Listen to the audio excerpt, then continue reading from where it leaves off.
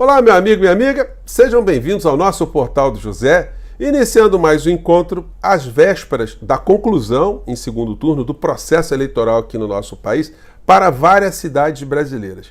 Mas, para nós que acompanhamos de perto os principais acontecimentos da vida política e eleitoral aqui no Brasil, o que está chamando mais atenção é o processo que está se dando para a Prefeitura de São Paulo. Desde o primeiro turno, com a eclosão desse personagem, o Pablo Marçal, com as cadeiradas, com os crimes, com as acusações, com as bravatas e, por fim, agora, um fato novo e inusitado, que é o candidato derrotado, Pablo Marçal, ter feito uma espécie de desafio ao prefeito atual, o Ricardo Nunes, candidato à reeleição, e a Guilherme Boulos, para serem sabatinados.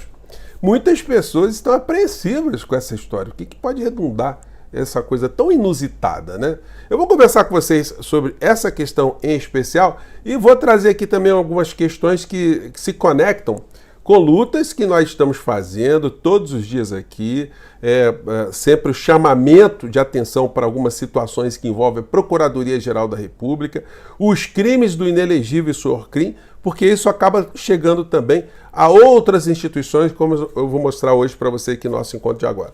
Antes de mais nada, é sempre muito importante convidar você que está chegando agora ao nosso portal, ainda não nos conhecia, para que, em primeiro lugar, você se inscreva aqui conosco, conheça também os nossos outros vídeos, se você gostar, compartilhe, recomende, e nunca se esqueça de dar o seu precioso joinha e o seu comentário também, tá bom? Então, vamos seguir em frente. Se der, venha também para o nosso clube de membros, você que é muito bem-vindo e muito bem-vindo. Bom, gente, começando aqui com esse fato aqui. Conselho Nacional de Direitos Humanos pede a PGR responsabilização criminal de Bolsonaro e ex-ministros por gestão na pandemia. Então, por falta de denúncia, por falta de provocação, não será uma justificativa para que a Procuradoria-Geral da República ignore mais de 750 mil mortos aqui no Brasil.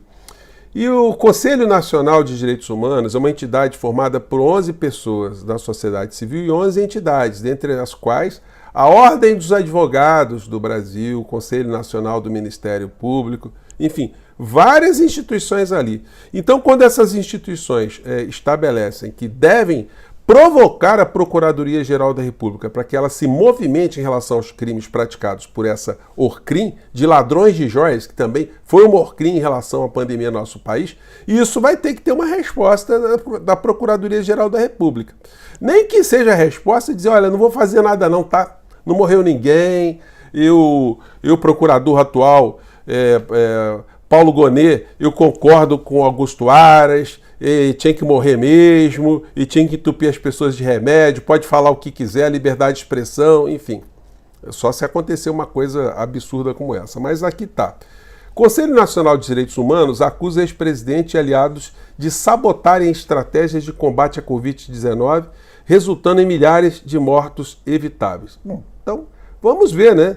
Vamos ver se o senhor Paulo Gonet, ele desarquiva ou ele coloca uma série de situações que foram apontadas pela CPMI da pandemia para responsabilizar esses criminosos, porque eles são acusados, né, de praticarem vários crimes, mas os crimes que estão aí na mira, eles são muito pequenos em relação aos danos causados ao povo brasileiro, à nossa sanidade física e à nossa sanidade mental, né?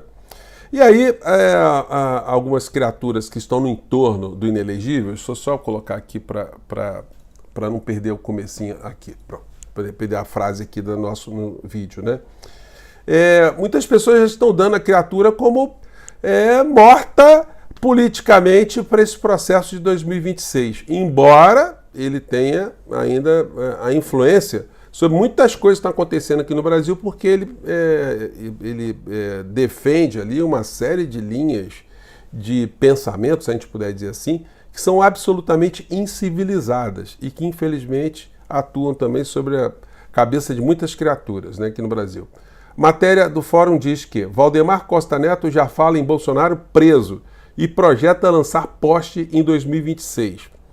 Disputando o comando do partido com o clã, presidente do PL faz eco à alegação machista de Bolsonaro para descartar Michele como poste e se empolga com Tarcísio na terceira via contra Lula. Gente, já comentei aqui com vocês. O fato da Michele não ser cotada para substituir o Bolsonaro, isso tem a ver que o Bolsonaro não confia na Michele. Ele já teve outras mulheres na vida dele que as rupturas foram extremamente dramáticas. O Bolsonaro casou com a Michelle em regime total de separação de bens. Ele não quer nada para ela e, sobretudo, não quer que ela pegue o nome dele para qualquer tipo de ganho político. Então, tá um casamento de conveniência. Todo mundo que acompanha o casal de perto disse, olha, isso não é relação afetiva, isso é um negócio ali, que estão os dois envolvidos e fazem essa mise-en-scène que são a família e tal, enfim. É só você observar direito aí como o Bolsonaro cuida da família, né, dele, né? Enfim, cuida de grana.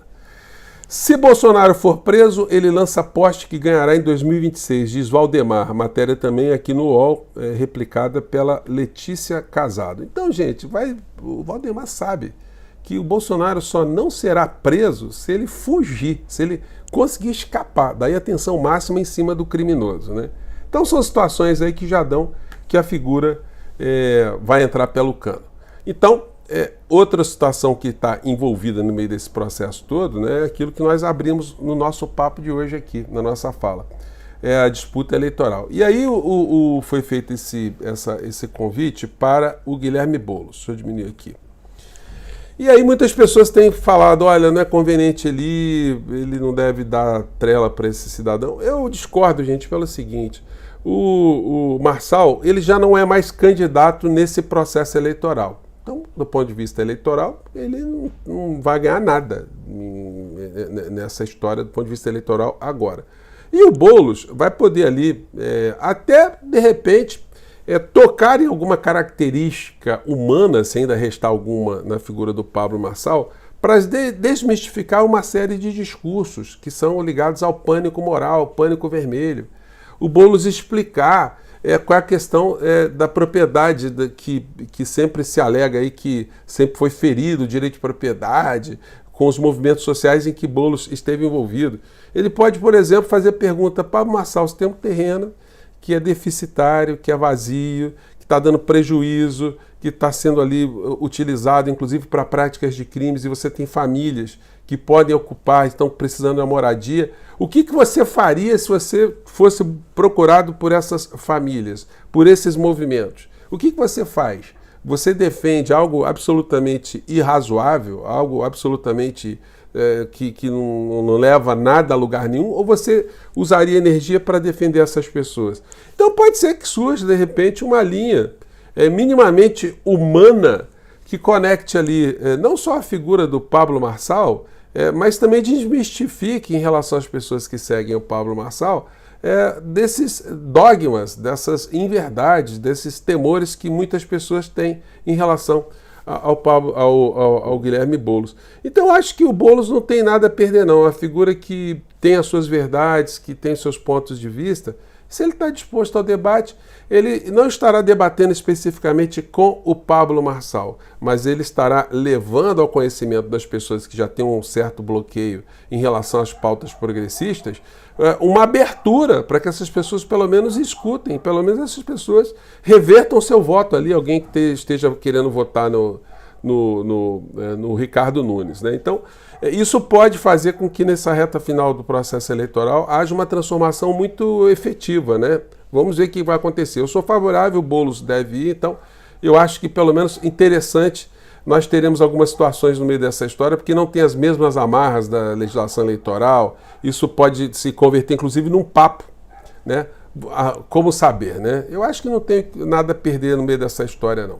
Agora, depois de passar tudo isso aí, esse processo eleitoral, nós todos vamos ter que cobrar de todos os quadros políticos aqui no nosso país, os partidos políticos, nas redes sociais, os formadores de opinião, uma reflexão muito grande do que fez com que o nosso país caminhasse durante tantos anos, em muitos debates, muitas disputas políticas, para um processo agora onde a gente tem um criminoso como a figura do inelegível, ainda ancorando uma série de ideias e elegendo uma série de pessoas com base nessas ideias, diga-se de passagem, ideias falsas, medos falsos ou baseado em falsidades. Então isso vai fazer com que nós todos também façamos um exame, uma autocrítica do que os partidos políticos estão fazendo, as nossas principais lideranças, e eu acho muito chato, muito complicado quando você faz esse tipo de de chamamento a uma reflexão, uma autocrítica, as pessoas, não tem que fazer autocrítica, quem tem que me criticar é a direita, eu não tenho que fazer autocrítica nenhuma. Gente, a autocrítica dá pra gente fazer aqui um papo longo sobre isso, porque ela tem várias vertentes. Você tem uma autocrítica do ponto de vista da psicanálise, uma coisa que o indivíduo faz, o reconhecimento dos seus erros, o que ele pode melhorar para ele não fazer mais, não cometer mais nenhum erro, não cair nenhum tipo de prejuízo. Você tem uma espécie de autocrítica que está ligada a uma formação religiosa, né? Que a pessoa ela reconhece um erro, mas ela pede perdão e ela acha que pedindo perdão ela resolve o seu problema, porque o problema é ético ali, ela não cometerá de novo porque ela está pedindo um perdão. E tem uma autocrítica política que é feita num outro sentido, ela é feita cientificamente, analisando quais foram os erros estratégicos, os erros pontuais, os erros materiais que foram cometidos para corrigir cursos e avançar, evoluir. Se isso não é feito, se as pessoas fogem do enfrentamento dessas discussões, de fato, as pessoas que estão fazendo política aqui no nosso país estão fazendo política para um outro planeta. Porque não adianta fazer política no campo metafísico achando que ninguém está percebendo os erros, que ninguém está percebendo as coisas equivocadas, os discursos equivocados, as práticas equivocadas e que isso por si só se resolve sem fazer absolutamente nada. Esse é um grande erro. Por isso que eu chamo a atenção aqui para muitas coisas todos os dias aqui no nosso portal e eu tenho certeza absoluta que você que está aqui comigo agora, você também tem uma visão muito próxima como essa, né? Que não adianta tentar esconder erro não, que isso não resolve absolutamente nada, né? Bom, mais tarde eu volto aqui para a gente conversar sobre os assuntos que estão aí pendentes aqui no dia de hoje, tá bom, gente? Um grande abraço, até lá. Tchau!